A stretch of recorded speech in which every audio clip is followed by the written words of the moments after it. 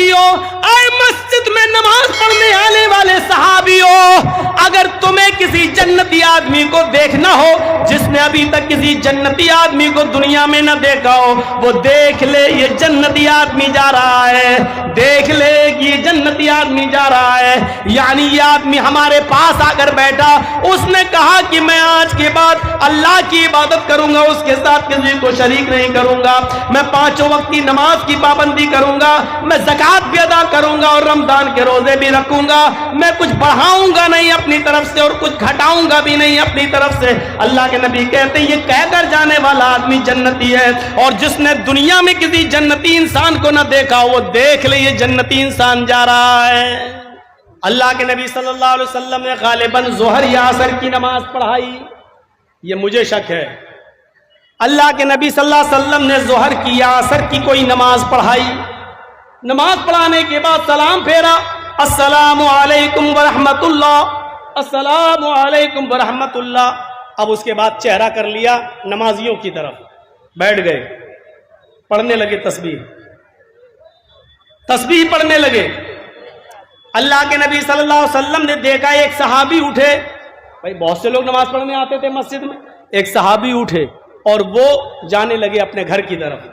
جب وہ مسجد کے دروازے پر پہنچے، چپل اپل پہننے لگے، گھر کی طرف جانے لگے، تو اللہ کے نبی نے تمام صحابہ کو مخاطب کر کے کہا، من سرہ ان ينظر الى رجل من اہل الجنۃ فلینظر الى ھذا، جو آدمی کسی جنتی آدمی کو دیکھ کر خوش ہونا چاہے وہ دیکھ لے یہ جنتی آدمی جا رہا ہے۔ پیچھے مڑ کر صحابہ نے دیکھا تو وہ کون تھے؟ حضرت ابو سعید خدری رضی اللہ تعالی عنہ۔ تمام صحابہ سوچنے لگے کہ اتنی لوگوں میں، اتنے صحابہ میں اللہ کے نبی نے انہی کو جنتی کیوں کہا؟ شاید کوئی عمل ہوگا۔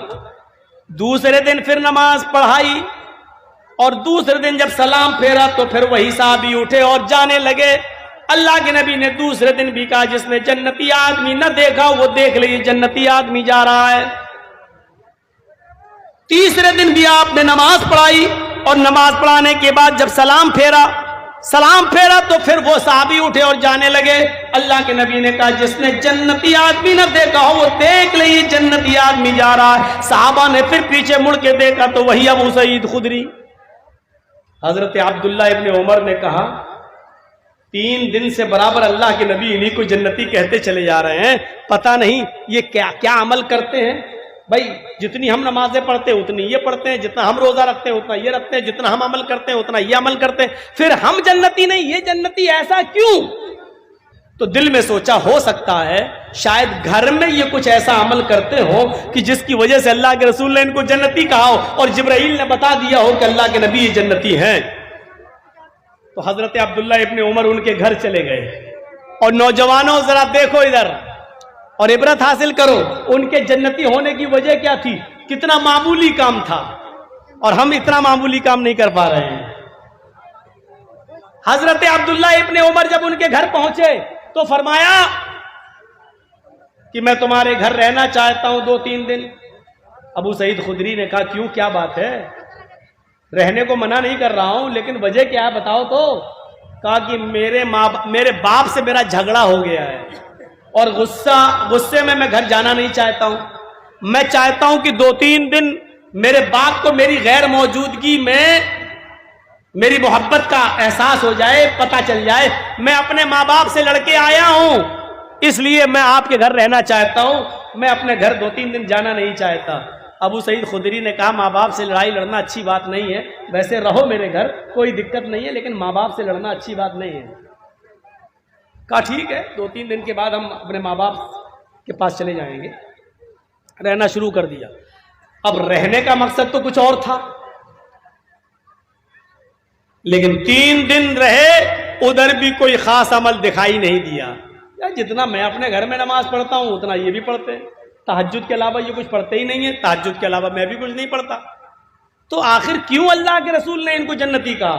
جب 3 دن پورے ہو گئے، جب یہ وہاں سے جانے لگے تو ابو سعید خدری نے کہا کیا بات ہے، ماں باپ تو آئے نہیں تمہیں بلانے اور تم جا رہے ہو؟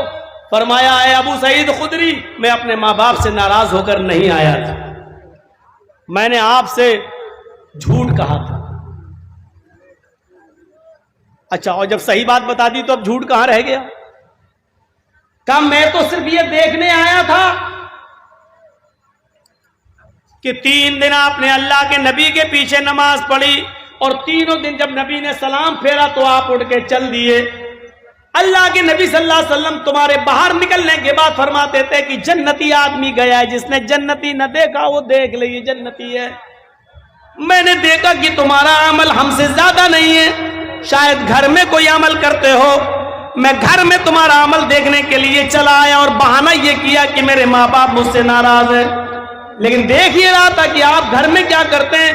آپ کا گھر میں بھی کوئی عمل ایسا نہیں ہے جو مجھ سے زیادہ ہو. جتنا آپ اپنے گھر میں کرتے ہیں اتنا میں بھی اپنے گھر میں کرتا ہوں، لیکن وجہ سمجھ میں نہیں آ رہی ہے. اللہ کے نبی نے آپ کو جنتی کہا لیکن ہم لوگوں کو جنتی کیوں نہیں کہا؟ ابو سعید خدری کہتے ہیں واللہ عالم، اللہ ہی بہتر جانتا ہے، مجھے نہیں معلوم کہ اللہ کے نبی نے مجھے جنتی کیوں کہا ہے. ہمارا عمل تمہارے عمل سے کوئی زیادہ نہیں ہے، جتنا تم کرتے ہو اتنا میں بھی کرتا ہوں. لیکن ہاں شاید ایک چیز ہو. اب سنو وہ چیز، رام گھاٹ، رانی پترا، پورنیا اور ادھر ادھر سے آنے والوں، اب سنو وہ چیز. شاید ایک چیز جو میں کرتا ہوں وہ اور لوگ نہ کرتے ہوں. کا کیا؟ کہ اللہ کے نبی جیسے ہی نماز پڑھانے کے بعد سلام پھیرتے ہیں میں اپنے گھر چلاتا ہوں، سنتیں اپنے گھر پہ پڑھتا ہوں، میں مسجد میں نہیں پڑھتا، اپنے گھر پہ پڑھتا ہوں. عبداللہ ابن عمر کہتے ہیں یہ بھی نہیں، کیونکہ سنتیں تو میں بھی اپنے گھر پہ پڑھتا ہوں. پھر کہا کہ ایک عمل اور ہو سکتا ہے. کہا کیا؟ کہا میں نماز پڑھنے کے بعد مسجد سے فوراً نکل آتا ہوں اور اپنے گھر آ جاتا ہوں. میں نہ تو مسجد میں فضول بیٹھتا ہوں نہ بازار میں بیٹھتا ہوں. میرے کانوں نے آج تک اپنے کسی مسلمان بھائی کی غیبت نہیں سنی اور میری زبان نے بھی آج تک کسی مسلمان بھائی کی غیبت نہیں کی. نہ میں کسی کی برائی اپنی زبان سے کرتا ہوں، نہ کسی کی غیبت اور برائی کو اپنے کانوں سے سنتا ہوں. عبداللہ ابن عمر کہتے ہیں بس اے ابو سعید خدری، شاید یہی عمل ہے تمہارا کہ تم کسی کی غیبت نہیں کرتے، کسی کی برائی نہیں کرتے اور تم کسی کی برائی نہیں سنتے، شاید یہی عمل ہوگا. پھر یہ مسجد میں آئے اللہ کے نبی کے پاس اور کہا اللہ کے رسول، ہم نے ابو سعید خدری کے گھر میں بھی دیکھا، ہمارا عمل ان کا نہ تو باہر ہم سے زیادہ ہے اور ان کا عمل ہمارے عمل سے نہ تو گھر میں زیادہ ہے نہ مسجد میں زیادہ ہے. پھر کیا وجہ ہے کہ آپ نے ان کو جنتی کہا ہے؟ انہوں نے مجھے یہ وجہ بتائی ہے. اللہ کے نبی کہتے ہیں ہاں آئے میرے صحابیوں، ابو سعید خدری کے اندر یہی خوبی ہے کہ وہ نماز پڑھنے کے بعد پھر فضول نہ تو مسجد میں بیٹھتے نہ بازار میں نہ چوراہے پر، وہ کسی کی غیبت نہیں کرتے، کسی کی برائی نہیں کرتے اور وہ کسی کی برائی بھی نہیں سنتے، کسی کی غیبت بھی نہیں سنتے. یہی وہ عمل ہے جس نے ابو سعید خدری کو جنتی بنا دیا ہے. مسلمانوں، جنت ہمیں بیٹھے بٹھائے مل سکتی ہے بشرط یہ کہ ہم اپنے مسلمان بھائیوں کی برائی اپنے منہ سے کرنا چھوڑ دیں اور اپنے مسلمان بھائیوں کی جہاں برائی ہو رہی ہے اس کو اپنے کانوں سے سننا چھوڑ دیں. جب کسی کی برائی ہو تو اٹھ کے چلے جائیں.